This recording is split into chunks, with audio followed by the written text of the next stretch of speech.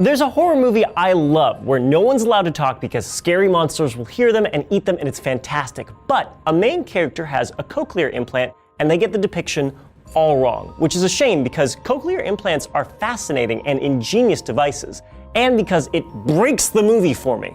So what are cochlear implants exactly, and how can they help even the profoundly deaf hear? A cochlear implant is a medical device that goes, as the name suggests, inside your cochlea. Quick refresher, that's the spiral structure of 3 fluid-filled canals coiled up like a snail shell in your inner ear, past the eardrum, hammer, anvil, and stirrup. In one canal, there are hair cells along the length of the spiral. At the base of the spiral, the hair cells respond to higher frequency sounds, and at the apex, they move at low frequencies.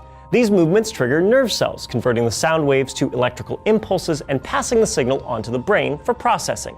That's just a basic overview of how it all works, assuming it does work. The most common form of hearing loss is sensory neural, where the hair cells, nerves, or brain aren't functioning like they do in a hearing person. Sensory neural hearing loss can be caused by a lot of things, such as age, loud noises, trauma, disease, or genetics. Sometimes it can be treated with a hearing aid, which is basically just an amplifier that boosts the volume of speech while cutting down on background noise. But when a hearing aid is not enough, a cochlear implant may do the trick.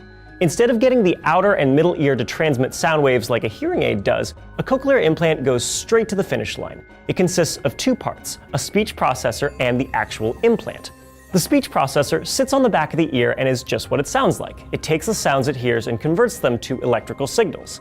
Those signals are sent to the implant, which rests under the skin and connects to the speech processor outside via a magnet.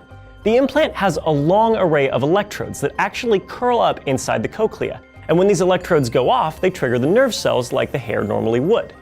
Even though the device itself isn't making any noise, the brain interprets the electrical pulses it pipes in as though it were sound. And just like that, people can start to make out speech when before they were in a world of complete silence. You hear that, John Krasinski? They make no sound. I'm still really bothered by that. It's not a perfect replica of speech, and it's not the same as having a full range of hearing. The cochlea has thousands of hair cells, while a cochlear implant only has a couple dozen electrodes, and they can activate overlapping regions of neurons, so the tones of speech and music get blurred together. Programs that help the speech processor to encode tone and timbre can aid music recognition, and by mapping an individual's cochlea, scientists can improve speech recognition by actually turning off certain electrodes that were activating unintended neurons. Cochlear implants are a topic of fierce debate within the deaf community, and plenty of people who are deaf prefer not to have them because they live happy lives and are part of a community. For others, though, they can't picture their lives without one. Either way, I think we can all agree they're a marvel of science and technology, and that A Quiet Place was great, but they could have spent like 5 seconds Googling cochlear implants. If we're coming in loud and cochlear, be sure to click that subscribe button. And on the topic of audio, did you ever wonder what's happening in your brain when you hear someone scream? Trace explains in this episode why your body goes into a whole cascade of defensive responses when you hear it. Be sure to subscribe to Seeker, and thanks for watching.